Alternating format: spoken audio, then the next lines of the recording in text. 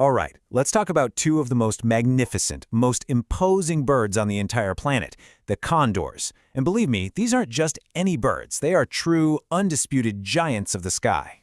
And their story? Oh, it's packed with some serious high-stakes drama. Picture this. It's May of 2020. After being gone for nearly half a century, California condors were suddenly spotted landing in Sequoia National Park, perching on top of these massive granite domes. It was just a stunning comeback.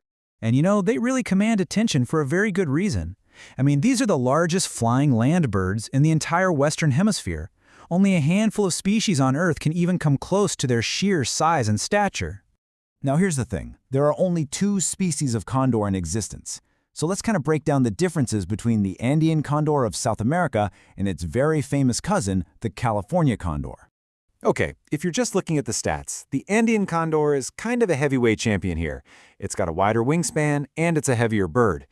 But, and this is a really big but, look at those population numbers. While the Andean is near threatened with thousands still in the wild, the California condor's population of just a few hundred, well, it really shows you what a knife's edge it's living on. So how can you tell them apart if you're ever lucky enough to see one? Well, the Andean has this really distinctive white, fluffy collar of feathers. The males also sport this fleshy comb on their heads. And get this, they're the only New World vulture where you can actually tell the sexes apart just by their eye color. Males have brown eyes, females have red ones. Pretty cool, right? The California condor, on the other hand, has a black frill and that really striking yellow to orange bald head. The Andean condor's territory is just immense.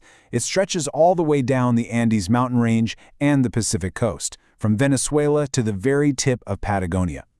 They are absolute masters of riding those high-altitude wind currents.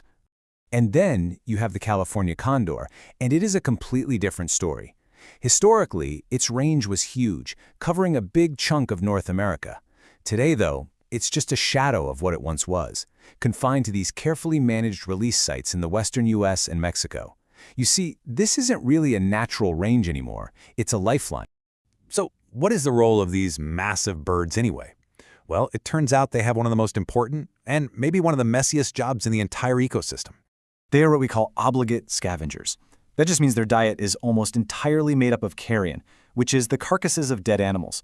So they don't hunt, they clean up.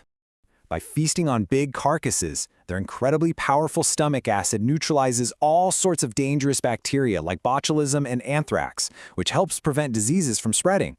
A thriving condor population is actually a really great sign of a healthy, functioning ecosystem. But, you know, this vital role didn't protect the California